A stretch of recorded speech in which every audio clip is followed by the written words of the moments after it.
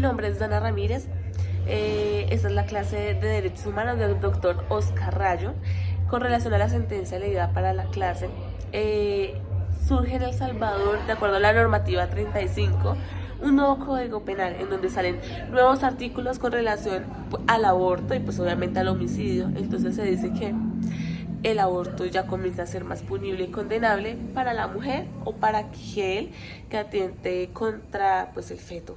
Entonces es aquí donde aparece el aborto, donde da 30 a 20 años de prisión, donde aparece el homicidio agravado o el homicidio simple.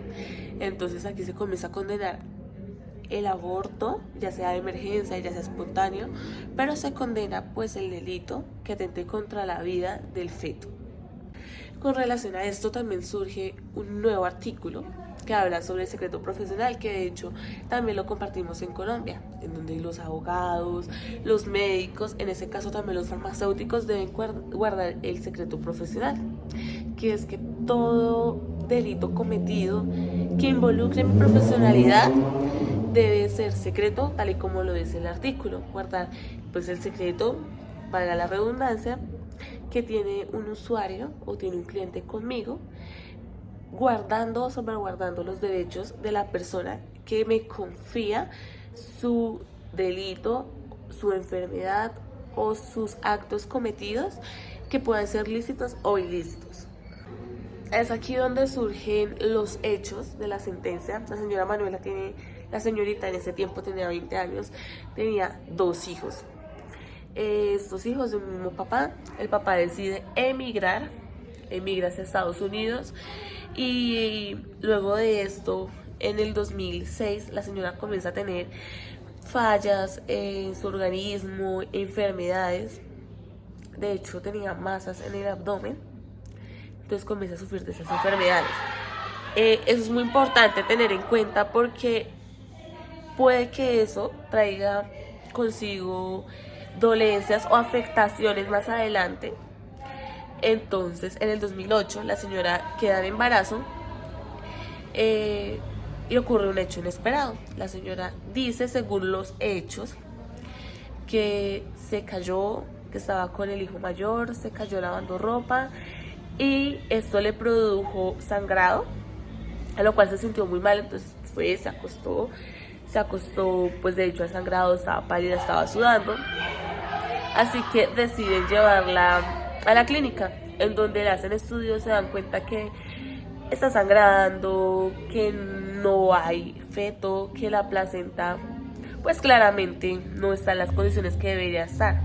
Pero pues en este caso revisan la placenta y se dan cuenta que hay una maduración, que el feto probablemente tenía ya muchas semanas, entre otras cosas.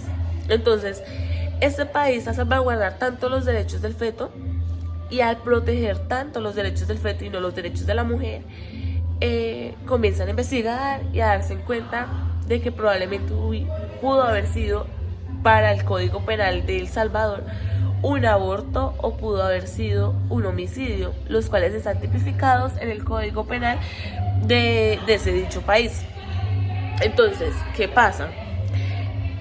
Comienzan a investigar, no se le da a la señora el principio que tanto señalamos aquí en Colombia, que es la presunción de inocencia, sino que de una vez, debido pues a las investigaciones y pues a las ganas de imputar a una persona que probablemente cometió o no cometió un delito, se dice que ella atentó contra su propio feto, lo cual en Colombia o en ese mismo país pues habían muchas declaraciones que decían, pues es imposible que una madre atente contra su propio hijo, pero pues debido al régimen tan estricto que tenía el derecho penal en ese país, se decide imputar a la señora. La señora no terminó los tratamientos médicos como debía haberlo hecho, protegiendo los derechos de la mujer. Se decide esposar para continuar con la debida audiencia. Luego de todo esto, pues surge la audiencia, surge la imputación, en donde no se escuchó a la señora, no se escuchó en ningún momento. La señora tampoco firmó en ningún momento ningún acuerdo en donde permitía a un defensor que llegara a intervenir pues para la propia defensa de la señora. Entonces la imputan por homicidio. Homicidio porque atentó contra su propio feto, aún sin haber pues un marco legal, algo que identificara que la persona había atentado evidentemente contra su feto o su hijo en ese momento. Luego de todo esto salen pues los estudios médicos, legales, lo que se debe hacer para poder imputar a una persona, y se dice que el feto ya tenía casi 9 meses, que se encontró el feto dentro de la casa pues en un proceso de allanamiento. Se encuentra el feto, qué pena, y se dan cuenta que tenía casi 9 meses y que pudo haber respirado unos 15-20 minutos. Todo eso se hizo pues en palabras un poco más reconocidas para la ciudadanía, se hizo a través del baño. Encontraron el feto pues en estos canales o en estas tuberías, y se da lugar a pensar que la persona tuvo el bebé y lo tira al baño. También se da esto por una declaración del propio padre, en donde dice él que el hijo no era pues del padre, que estaba lejos en Estados Unidos, y que pues ella en el afán de deshacerse, de que no se le inculpara, se deshizo del niño, del feto. Entonces se imputa a la señora sin terminar exámenes médicos, sin darle potestad de hablar, sin darle principios que se consideran vulnerados ahora acá en Colombia. Y los principios acá en Colombia son muy importantes, pues haciendo una comparación de El Salvador y haciendo una comparación de Colombia, son muy importantes para la persona que está siendo imputada. Los derechos se tratan de proteger, y la verdad uno cree que Colombia está mal hasta que se da cuenta que los otros países violan de una manera diferente los derechos de las personas, pero de una manera más brusca.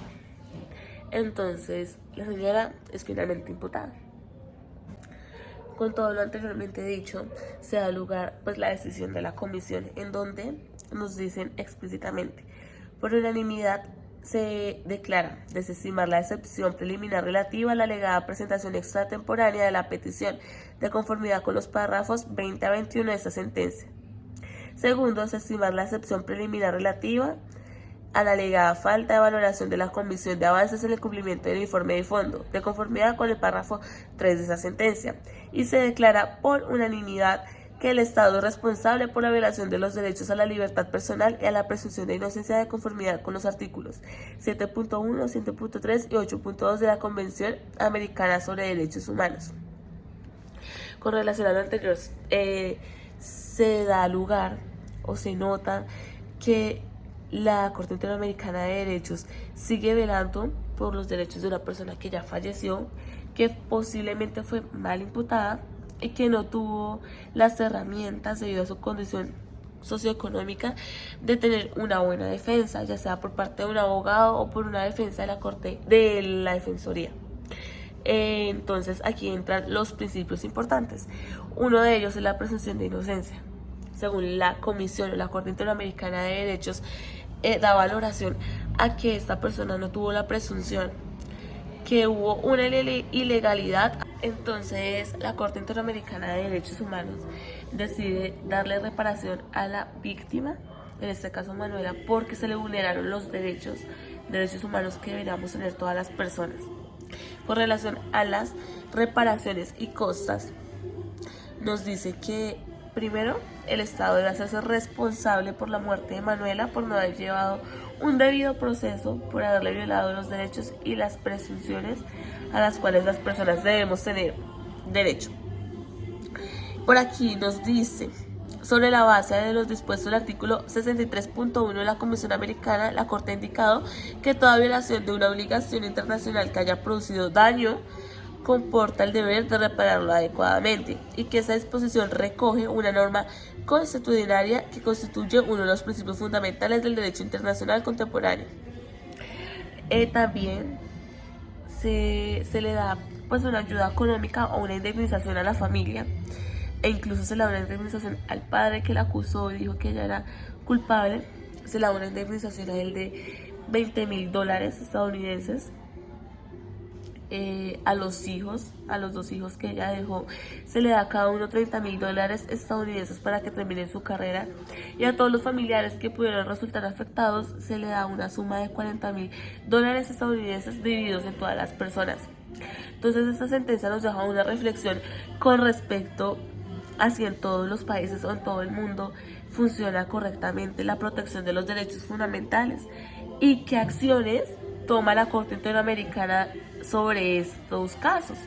Y nos damos cuenta de que la Corte Interamericana sí entra a orar por las presuntas víctimas en función de las garantías de los derechos fundamentales.